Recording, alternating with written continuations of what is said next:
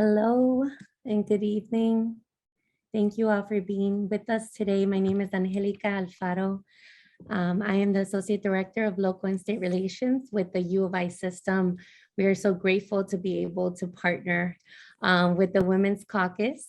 And I am on as your event coordinator for today. So if there's any issues, please reach out, and we have my team helping as well. Just really grateful to be able to partner on such a momentous month, but it's Women's History all year long. It's this specifically around STEM and STEAM and these fields where we got to continue to make space for in places that weren't originally meant for us, right? But we are here and just really grateful to see so many friendly faces. And I have the honor to hand this over to one of our co-moderators and the chair of the Illinois House Democratic Women's Caucus, the state representative of the 78th District, Representative Camille Lilly. Thank you.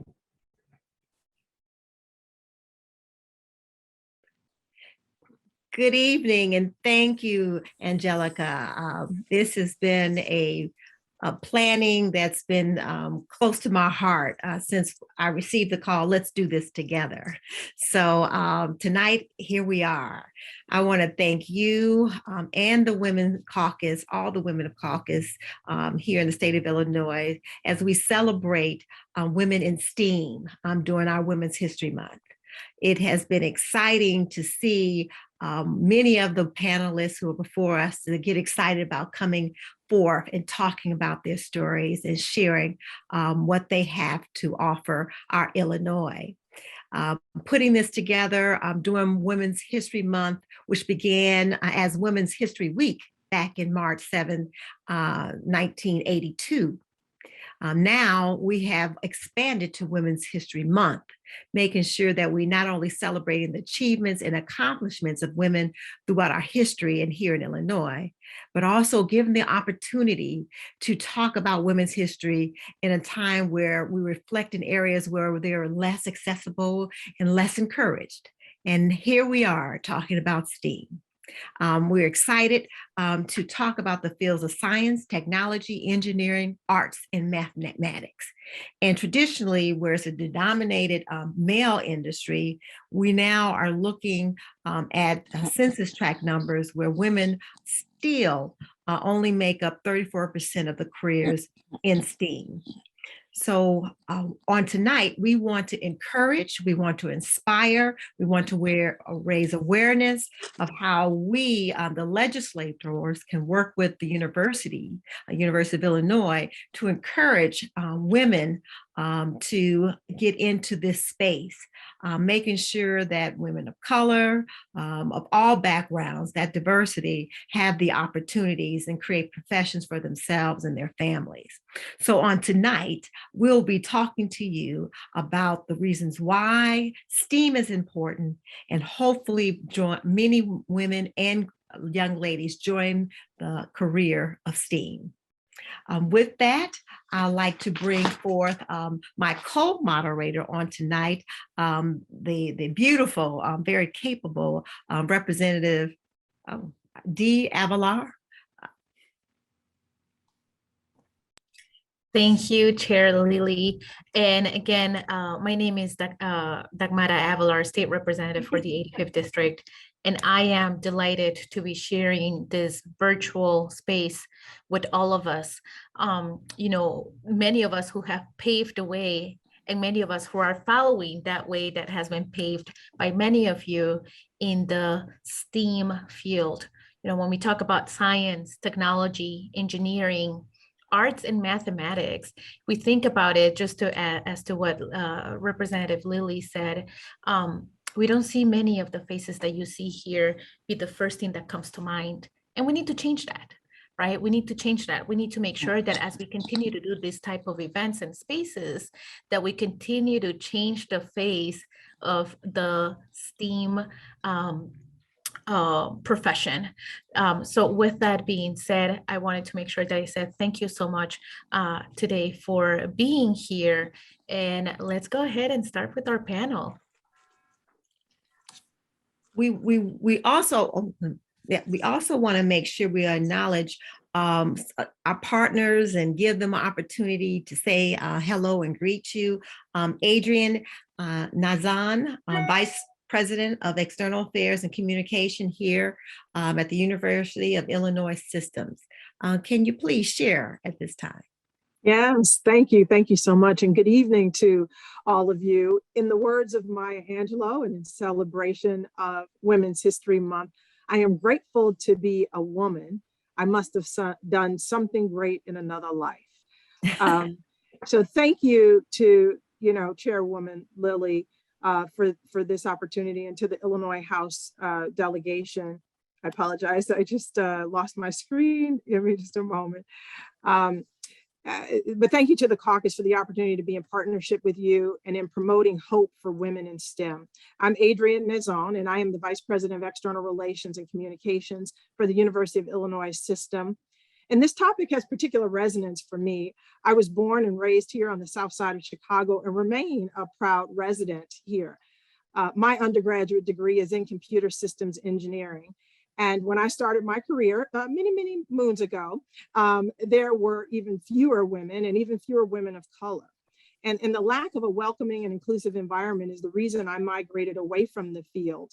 But here in 2022, we should never have anyone migrate away for those reasons.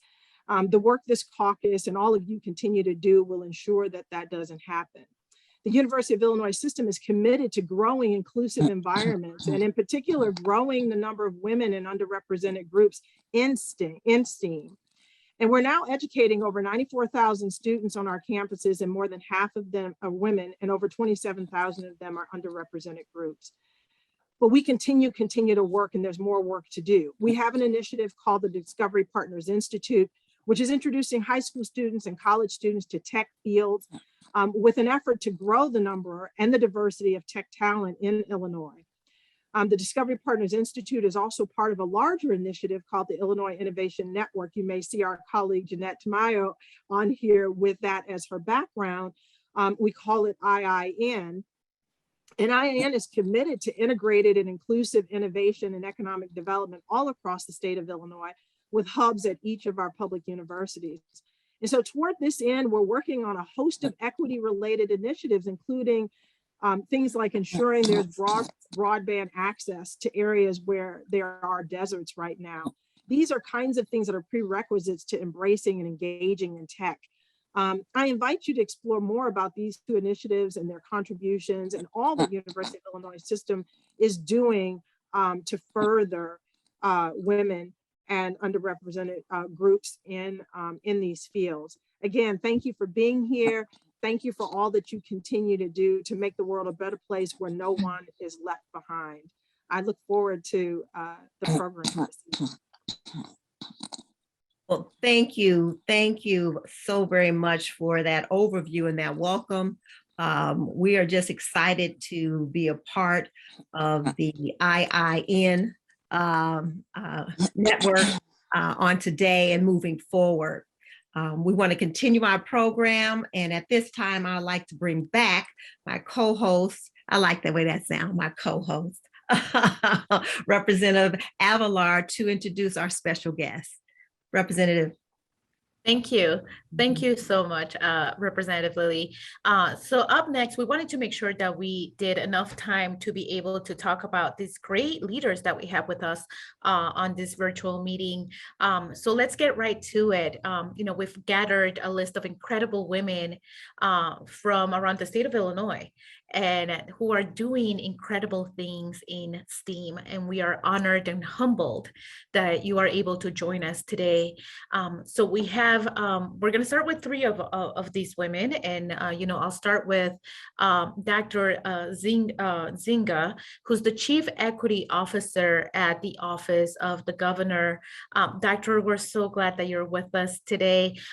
Could you tell us a little bit about some of the great work that you're doing right now in the governor's office? Speak a little bit about your role and why women and why now?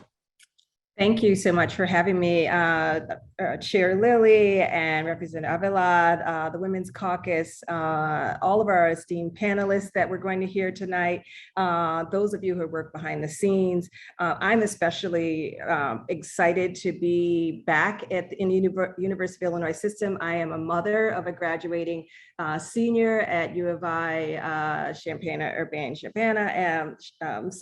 at UIUC. And then I'm also a former professor at the University of Illinois at Chicago. And I'm a lifelong feminist who's now embedded in state government. And I'm so excited to be able to speak to you today about women in STEAM.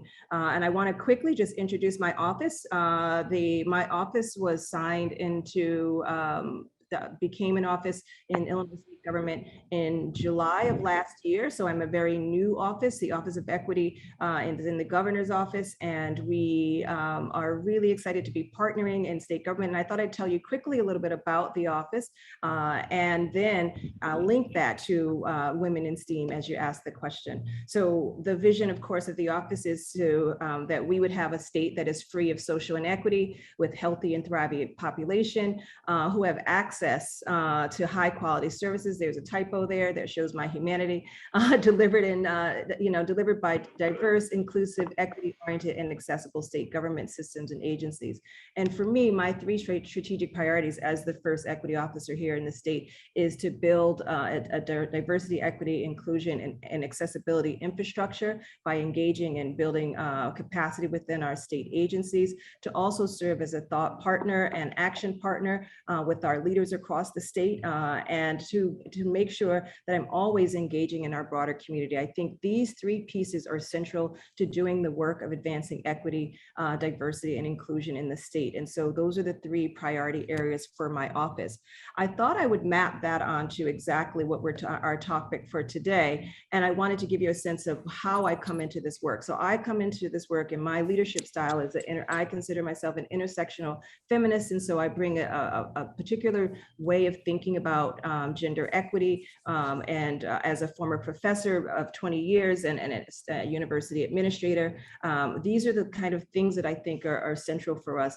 So to think about intersectional feminism is a way for us to think about centering women and gender equity. And so one of the things we often talk about is diversity. And what we mean by that often is representational diversity, having more people who identify as women in STEAM, and quite honestly, in every facet of our life that we're underrepresented. And so for me, that's our on-ramp. That's the minimum standard. There, we represent 50% of the population. So of course we should be representing, be representing the STEAM.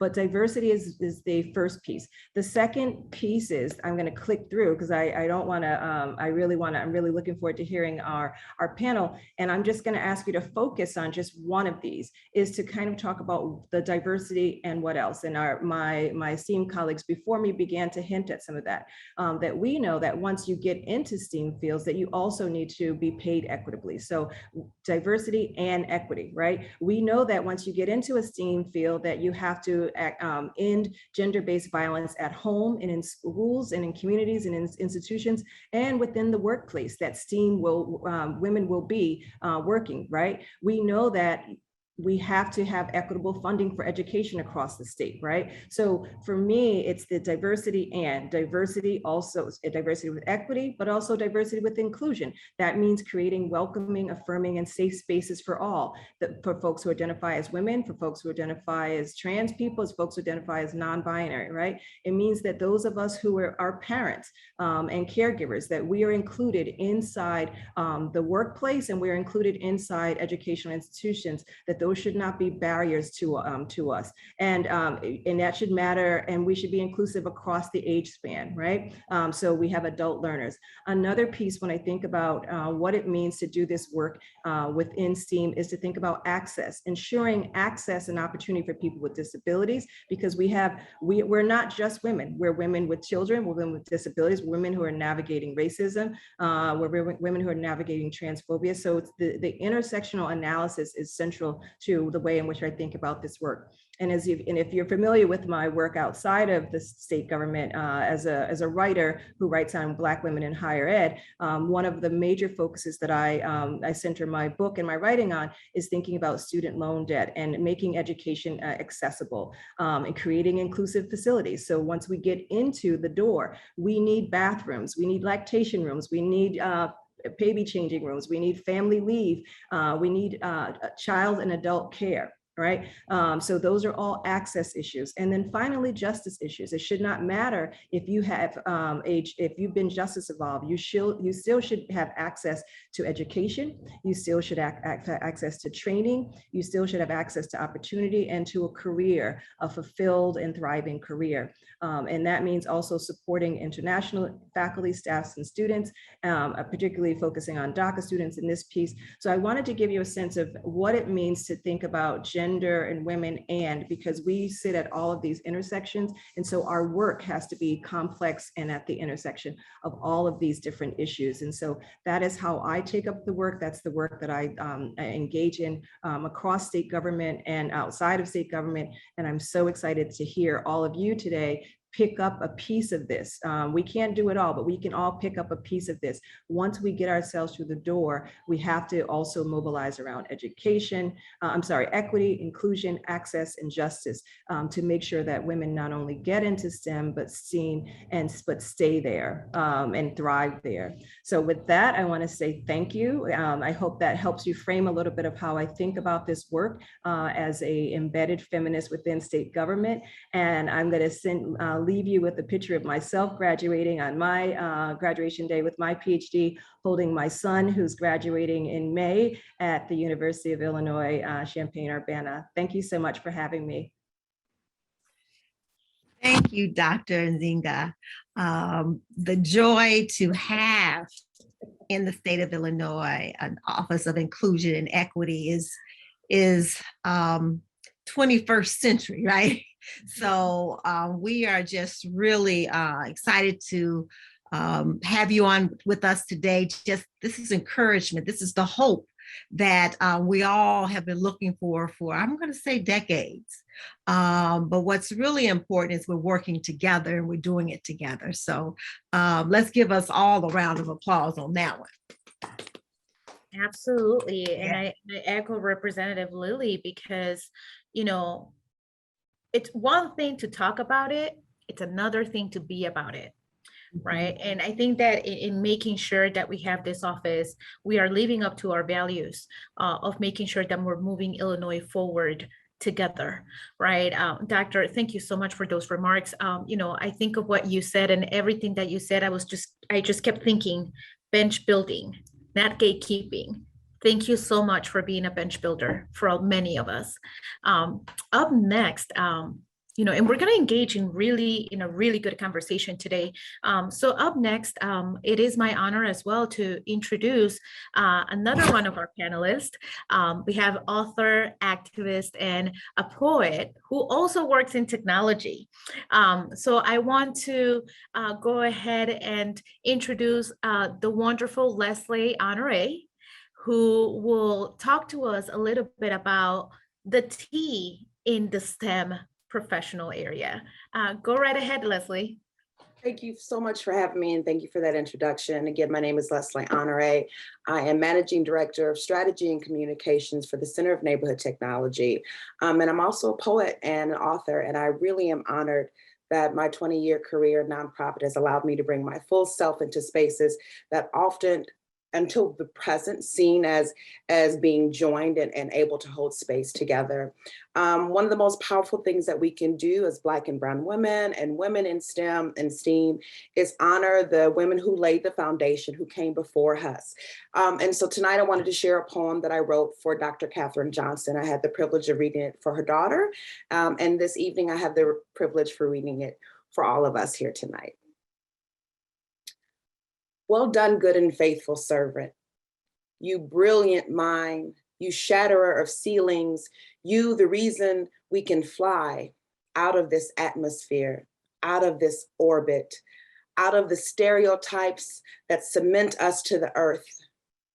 Black girls aren't supposed to outmath white men, out-science white supremacy, outthink our oppressors. Our magic is supposed to only be entertainment, athletic, never academic. You dispelled that, made it formulaic, made it algebraic. You calculated infinity and beyond. Paved the way for brown girls in lab coats and Black girls with STEM hopes. My aunts Mina and Iris worked for NASA too. Their ways made possible because of you. So rest now, you warrior genius. You grace-filled soldier, you dreamer and achiever. Rest now knowing that there are generations of Black girls charting new ways into new galaxies. No more Black girls can't do math fallacies. We are filled with limitless possibilities. And we humbly thank you. Thank you so much for having me tonight.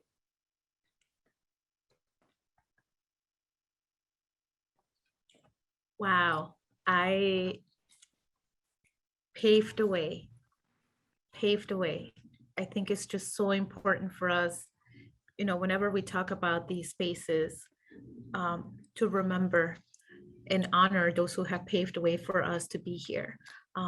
Leslie, thank you so much for reminding us of that. I literally just got goosebumps from this. Wow. I'm literally speechless. I think, I was looking at this and I was making notes. I'm like, dreamer, achiever, limitless. Things that we need to tell our young women over and over and over again. I hope that one day we are able to not just say these, but know that our women look at this as second nature to them. So thank you so much. Up next, I want to make sure that we keep on track. I know we're running a little bit late, but I want to also have the time to have somebody introduce themselves and look and speak a little bit about the A in STEM, which is the arts. And we have our wonderful Sarita Brown, who we were able to listen to some of her beautiful work at the beginning of today's forum. So Sarita, tell us a little bit more about yourself. Hi, thank you so much for the introduction. I am Sarita Brown, also representing the arts today. Such a great and phenomenal job to Leslie. And I as well have goosebumps and I'm like, wow. So, and a lot of times when we think of arts, we think about prolific writing, we think about dance and music and everything. And we feel like sometimes if we just can't carry a tune in our pocket, then we just cannot appreciate the arts. But it is also about the appreciation for beauty. And that is something that we all possess. I like to use the acronym for the arts: affirmation, restoration, and time. Taking time to appreciate our work, taking time to appreciate who we are as women. So I also am an artist and I've worked in mental health as well. I'm an upcoming author. And so if you hear kids in the background, my nanny is off. So I've tried everything that I could to, kind of keep them silent with a movie, but no worries. We're just gonna go forward. But it is a moment to take time to breathe and appreciate ourselves and our work and who we are as women. So stay tuned to the end. I'm not going to take really long, but I just want to engage a little bit more later on the arts and how beautiful they are. So that's my introduction for now. Stay tuned to the end. That was amazing, Sarita. I just think about what you said right now, appreciating ourselves. I think one time I read it that, self-care, it's also an act of activism, right?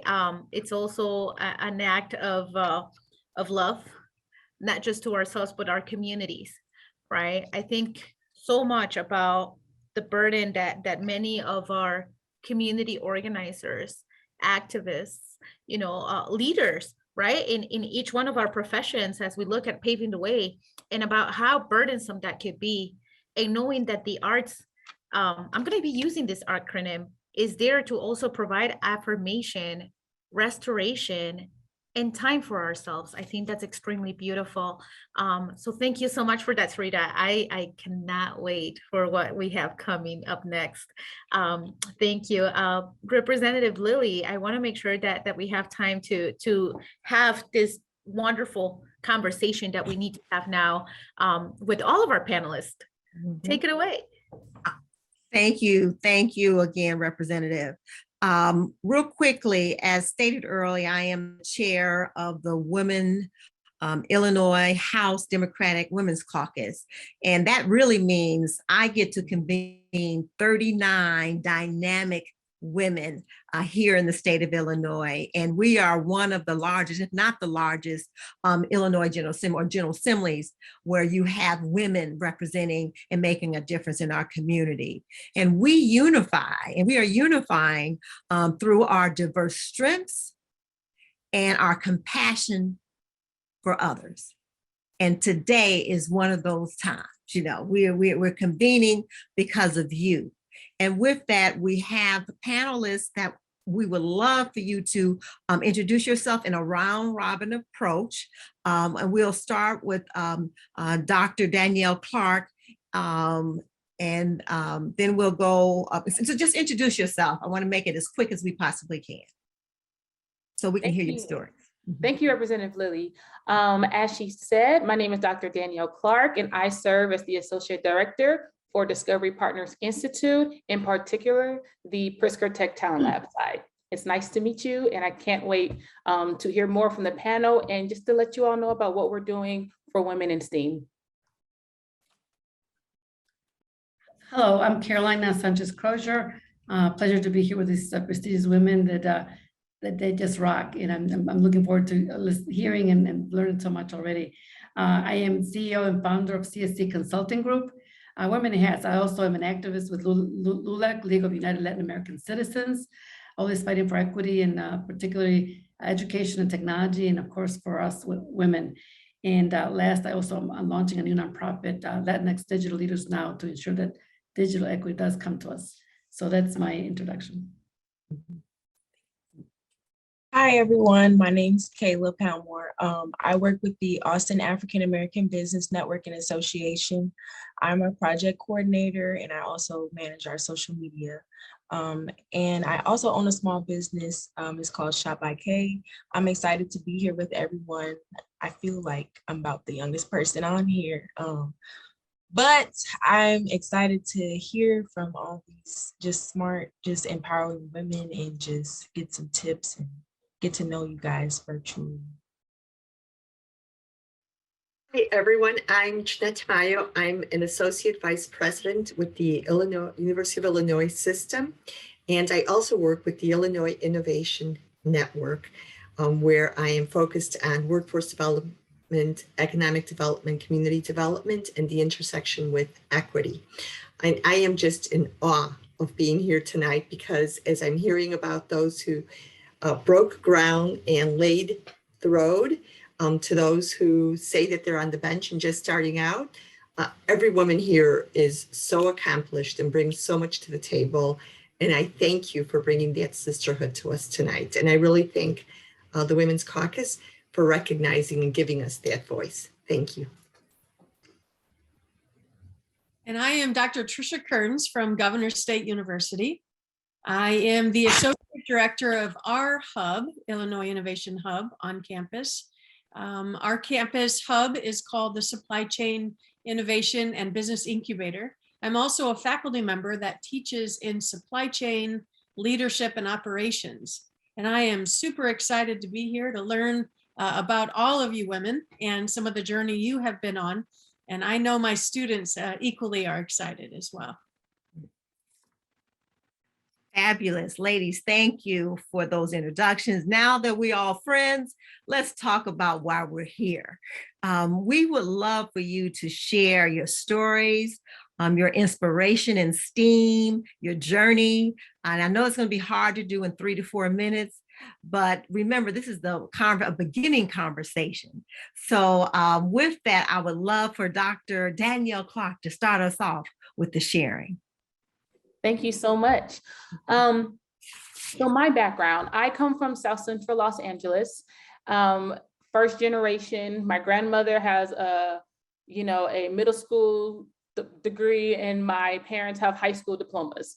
And so me navigating to a space where I managed to obtain my doctorate and understanding performance gaps really led me to a space where I am noticing that we are not in spaces that we should be in.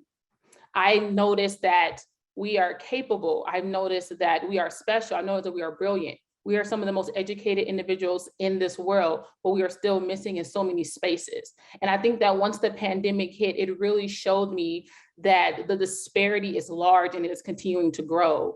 And so having the opportunity to lend my skills and my expertise and my talents here with DPI, particularly with the Pritzker Tech Talent Lab side, where we focus on Black, Brown, and women talent, it was a no-brainer for me to do that.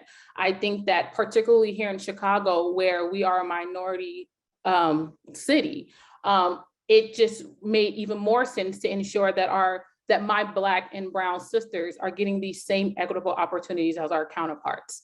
And so that is a little bit about why I'm here. And I think that when we get deeper down into the conversation about what is our why, what is it that we do, I would love to be able to tell you more about that, because I think that it is very important to understand that we all need to be in this together. The equitable pay, the equitable opportunities, the access. We cannot do it if we act like or seem like we are all fighting for opportunities. We need to help each other because no one else is speaking up for us. And having the Women's Caucus here to just represent the diverse landscape of what it means to be a woman is brilliant. I think that when it comes to being a woman, there is this stereotype that we are supposed to look a certain way, act a certain way, dress a certain way, but that is false.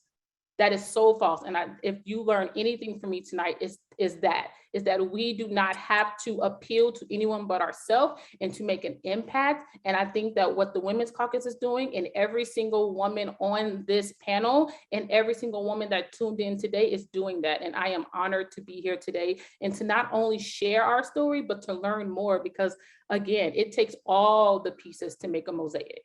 And so every single person in there is a missing piece of that mosaic. And I think that once we come together, Chicago is going to be shook with just how much we are going to positively impact this community. So I'll stop there. I'm sure I'm at 5 minutes by now. Thank you, Dr. Clark. Words of encouragement and insight. Thank you. Caroline Crozier, can you share at this time? Absolutely. So it's really an honor to be here again and to share my story that can be of inspiration, hopefully for many of our women. We don't have enough of us, in this field. And for me, my story is that it was an accident for me, but it was a good accident. I started my journey as an entrepreneur 34 years ago to leave corporate, formal training as I'm a CPA, worked in corporate, and I wanted to have the flexibility to have my 2 young children and continue my career. And that's what started my business. And I ended up with Apple as my first contract in supporting schools, Chicago Public Schools, 600 schools, bringing technology to teachers, making sure that students had access. And fast forward 34 years later, I was one of the few then, and I'm still less than 1% in tech as far as an entrepreneur. That must change. And how do we make that change? By what I'm hearing today is we've got to work together. We've got to be intentional about it. What I do in my business is right now we provide still support to businesses, nonprofits, and schools. And I have to homegrown our own. It's difficult to find those in tech, those in the IT field that look like us, that come from our community, from our neighborhoods. So we bring them on, we mentor them, we bring create apprenticeships, and we have to do it, together so that we can have the numbers growing. What has helped me, a little bit of my personal background is I'm a middle child of 11.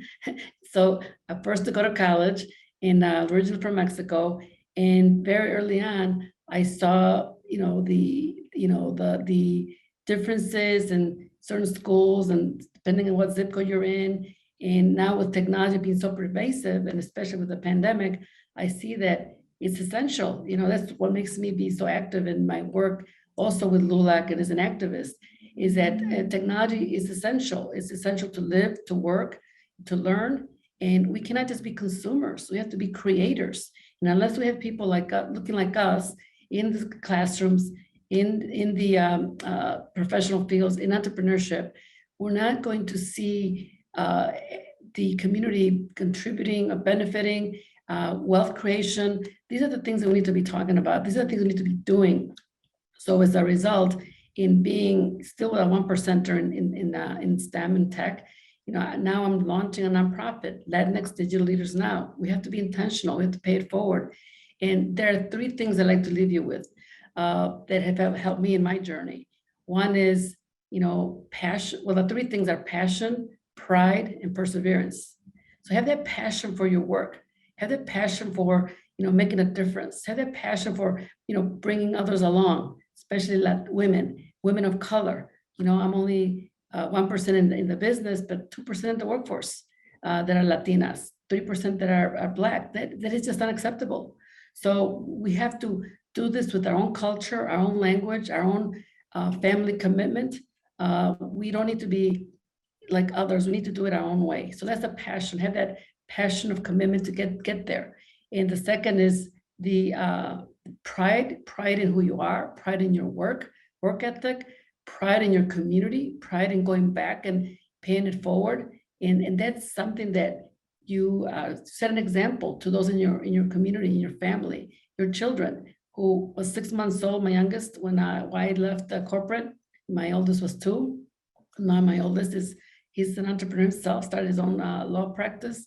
My youngest, he's continuing the business that I'm leading day to day to start my journey as a nonprofit.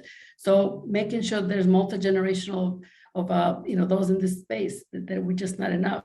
The last one I'm going to say is perseverance. We have to persevere, never, ever give up. So because it's difficult, there are a lot of obstacles. A lot of people don't want to see us or don't believe that we belong there for whatever reason. We have to change that paradigm, that always asking and not only asking, but being at the table to be there for the future of our generation. So with that, I hope I'm eager to learn from the rest of the panelists and to say that I'm here to do this together. Thank you. Thank you. Again, inspiring. Kayla, would you jump right on there? Kayla Palmore, please share. Thank you, Ms. Lily. Hi, everyone. My name is Kayla Palmore. I'm from the Austin community. I grew up in Austin. I went to Providence St. Mel High School, and then I went on to Roosevelt University, where I obtained my bachelor's degree in journalism, and I graduated in 2018. I'm a second generation college student, but I'm also the first in my family to be a student athlete and go on to school. And I've always had a passion for telling stories, which made me want to study journalism. But ultimately, once I graduated, I realized I was really an entrepreneur. So that's what made me want to start Shop by K, which is my media company. I started working at AAA BNA about a year ago, and I honestly love my job. I love working within the community. We have a couple contracts with the city of Chicago where we do a lot of business development, business to business networking, business resources, business marketing, like whatever you might need for your small business. That's what we're here for, especially for our people here in Austin. And I'm honestly just inspired by my family. You know, my family, your family, you only get one family. And I just love them so much. I love my mom and my dad. I think they're on here. And I'm just always inspired by their willpower and the fact that they just get up and go every day. My father's a double amputee, and he just gets up every day, gets it done. My mom, she actually is a woman in tech. She works for Capital One, and she does a lot of web development, web framework development. So I'm just inspired by them to just be a leader and to just give back to my community, because I'm proud of where I'm from. And I just appreciate the opportunity to work with Mr. Crawford, to work with Corey and like work in Soul City and be a part of the development that's coming to the business corridor on Chicago Avenue. Because, you know, like we have our Chinatowns and our Greek towns and, you know, we have Little Village and stuff like that, but we don't really have a place where Black people can go, like a place that drives the economics of the African Americans. So I'm just happy to be a part of that. And I'm happy to be here on this panel as well with all these strong women. It's just very inspiring. So yeah, I'll leave off with that. Thank you. You had a lot to share, even though you're the youngest. So thank you as you bring us forward together on how important what we're doing together with our families and our community to have someone like you on here sharing on today. So thank you. Jeanette, yeah, I'm going to ask you to come on next. All right. Thank you. So let me share that I was born in a different country, and I probably have that immigrant experience of so many millions of women. Arrived here at a very young age, didn't speak English, didn't know a word of English. My mother enrolled me at school, blessed me, said, you know, may God protect you, and you're essentially on your own in a different country, a different school system. And so I had to learn to be on my own at a very young age, to navigate the educational system, which was different than the one in my country, to learn when there were no mentors and no guides. And I did grow up in that world when they said dress for success, and that meant put on a little blue suit and a little blue tie and look as close to a man as possible. High school counselors said, you know, be a good Spanish girl. So learn to cook, clean, learn to bake, make sure you keep a good household. They didn't mention that all of those skills involve chemistry and physics and finances. It was, how do we keep you out of the workplace and how do we keep your aspirations low? Unfortunately, I failed because my aspirations were high. I went to college, went to University of Illinois at Chicago, learned about community, and followed that up by going to law school at DePaul College of Law. And when I say that I learned about community, is that I learned that we could design a different community, that we didn't have to accept what was given to us. We could step back and say, okay, what can we do to change it? What can we do to change it from the policy level? What can we do to change it from the operations level? But then what can we do to change it so that those coming behind us and those who are living with us have a very different experience and different opportunities than what we had? And I look at my work today, which is where I meandered into, as inclusive community development. Thinking about it from that perception of through my eyes, those of an immigrant woman who has seen experiences in other countries and experiences here and questioned, why in the world can't we do it differently? Why in the world can't we be more inclusive? And why can't we be more inclusive, not just of our Black and Brown sisters, but of every sister, regardless of the socioeconomic status? Why can't we give an entree to our young little girls? And as a mother, that's something that I wanted very much for my own daughter. I didn't want her to grow up thinking that she had a limited choice. I wanted her to ask the question, why not? And that's the question that I would leave all of you with. When you're told that there's only a way, ask why not, there's another way. No matter what you're told, ask that why not.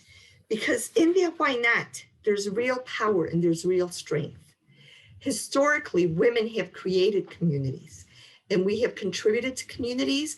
We were the immigrants that stayed here while husbands went to build the railroads.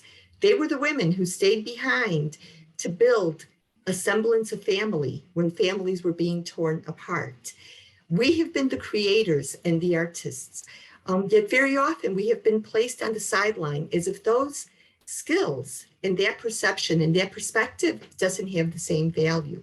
Yet when we think about STEAM, science, technology, engineering, art, and mathematics, we are engaged in those disciplines in the regular day. We do not need to be a rocket scientist to be involved in STEAM, because the reality is that for that one rocket scientist and for her role in history, there are thousands of other women who are performing other jobs that contribute to that.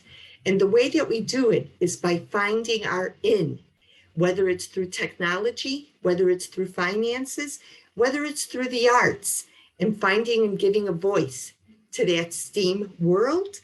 I think that we now have a great role to play. We're finally being given, and I don't want to say being given the opportunity, we are being given credit for having had a voice all along and allowing that voice to elevate each of us. We are the building blocks.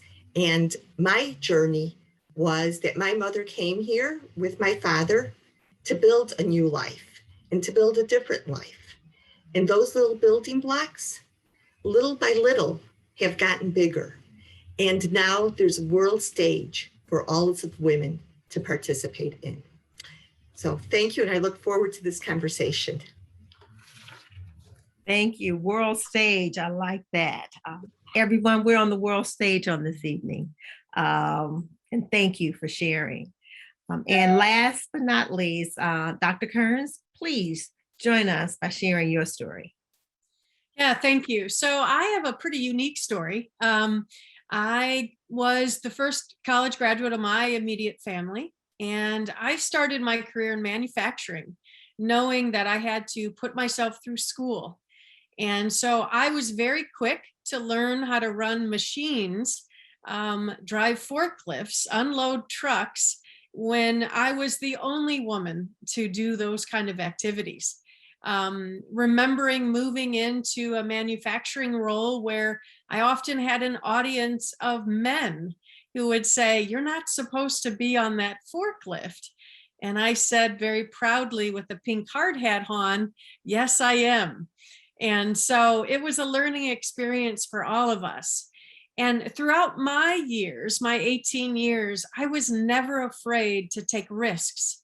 I was never afraid to put my hand up and say, "I'd like to give it a try," or "I would like to work alongside someone to understand how to use that piece of machinery or that CNC equipment."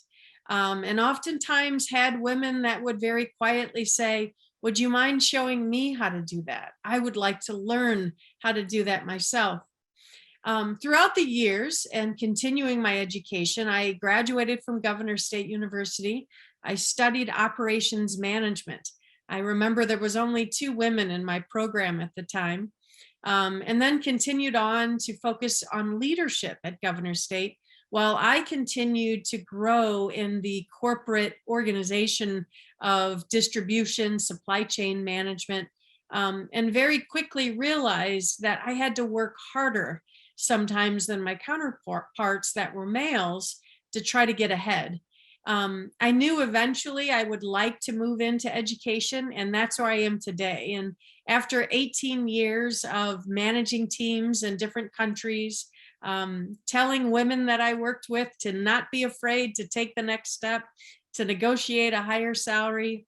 I'm proud to say that today at Governor State, I work with thousands of students. I'm so very proud of.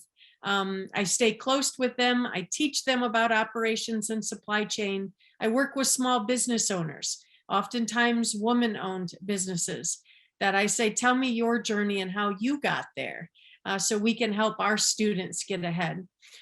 Today, though, I'd like to share stories of the success that I see in the group that we have here today, and the chance and risk that so many of your stories include. And it really echoes what I think today the young people, the young women out there need to hear is, don't be afraid to put your hand up, and don't be afraid of being the only one, even though as uncomfortable as it might be, to say, "I'd like to give that a chance if you don't mind," and push forward. And I believe that's how success together will come for everyone. So thanks again. Thank you, Doctor. Don't be afraid to raise your hand. Success for everyone. Those messagings apply to each and every one of us. I'm going to turn it over to Representative Alfaro to do some Q&A, and hopefully we'll learn a little bit more. Representative? Thank you so much. And, I think that this particular panel was just so insightful, even though it was very quick. I think that we were able to point out multiple things that we want to touch base on and follow up on. So I want to be also respectful of everybody's time, but I think this is the time for any of our special guests or panelists as well to join us in this brief Q&A, particularly when it comes to STEAM and representation, right? One of the first questions I wanted to pose is, what motivates you to do the work that you're doing today? How about we take one or two of our special guests or panelists to take on that answer? And you can just raise your hand. Okay. I'm sorry, since I'm the program manager, we have 5 minutes before the program ends. Our singer Sarita may not be able to close. She's gonna let me know. So let's plan on the next 4 minutes. Jeanette? Okay. And then Caroline. Sorry. Sure. What motivates me to do this today is, after having worked in a number of areas and fields, it all comes back down to the workforce. It comes down to giving our youth hope that they can generate a livelihood through their own ideas and through their own effort, and that livelihood can be meaningful for them and for their families and for their communities. And the work that I'm doing is it's involving all around STEAM, because it's building communities, and you need engineers to install the broadband. But you also need the finance folks to manage the construction. You need someone, the architects, to design the beautiful space. You need the writers to describe it and tell it to you. And so in building community, it's finding a place for every single person to be part of STEAM. And when I think about STEAM, I think about it as its own separate language. I learned English as a second language, but the reality is that coding and STEAM are their own language, and we all need to learn to speak it, because at the end of the day, everything we do involves STEAM.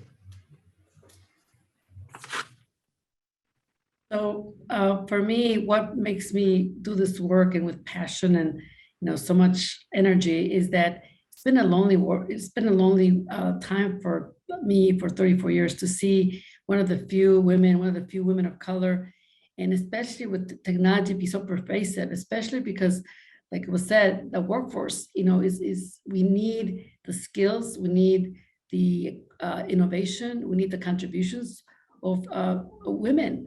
We're not at the space in artificial intelligence, in building the infrastructure, in all the things that matter today more than ever. And as I say, digital equity is a civil right. And unless we do this jointly together, we're not gonna get there. It's a long road, and of being isolated, and we can't do this. We need to pass it on to the next generation by doing things together.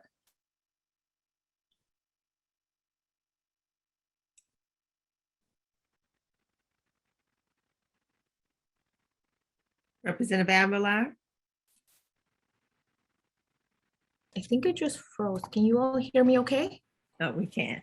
Yes. Okay, perfect. Thank you. Thank you for that. I just want to do a really quick time check. Angelica, are we going to be having Sarita?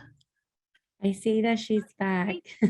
Yes, okay. I wanted to make sure, we gave a really great speaker. So I want to make sure that we allocate the time to make sure that we are delighted by Sarita and her art.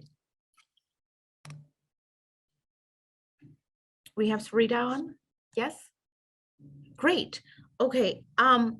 this, I don't even know how to close this, because I think that this is just the first of a follow-up of conversations that we need to have about STEAM and just women in professional areas where we tend to be underrepresented. And, you know, I think that the power here is in this whole thing around bench building and not gatekeeping, honoring those who have paved the way, and supporting and walking along each other as we continue to pave ways in different professions. But with that being said, I know Sarita is back. So Sarita, if you would like to delight us, that'll be wonderful. Thank you.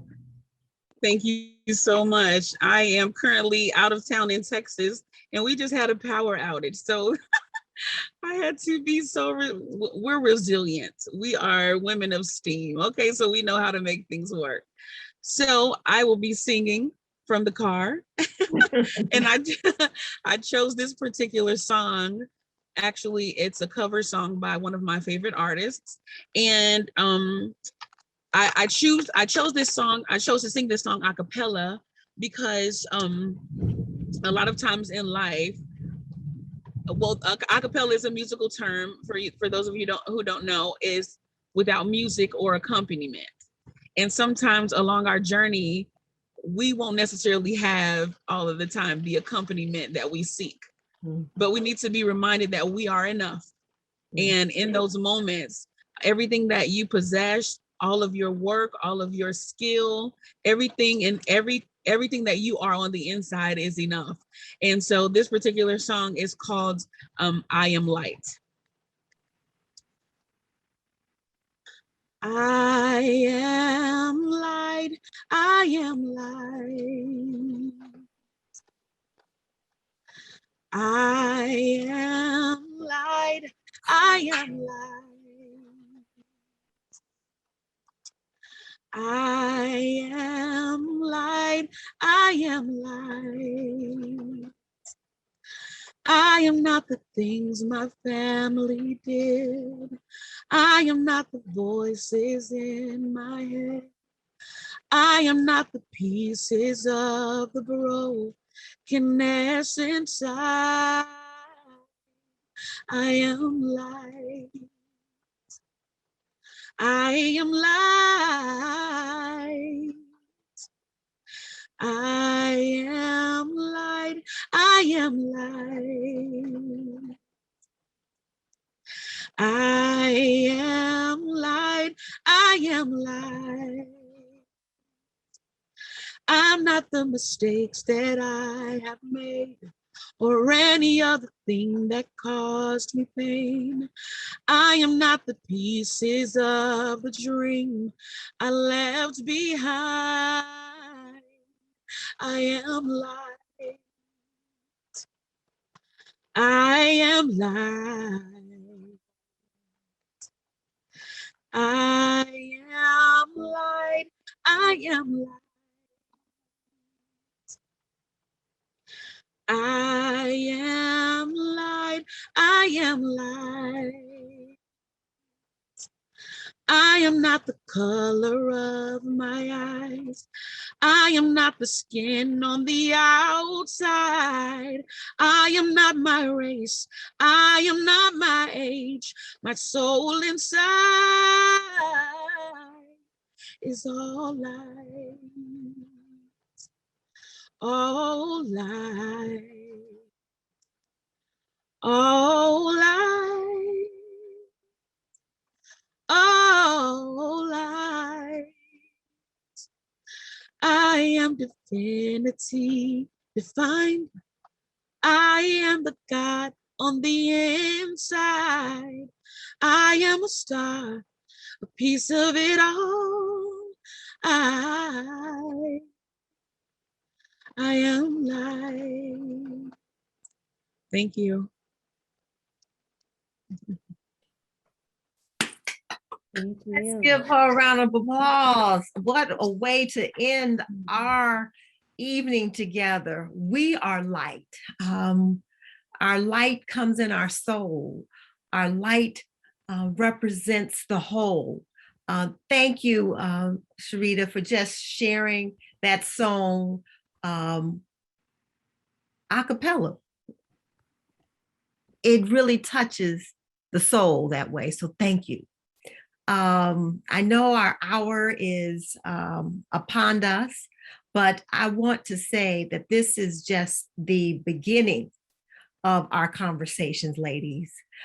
We shared a little bit about ourselves, our history, our journey. We will steam on, creating the space that allows inclusion, that allows femininity, that allows success for all.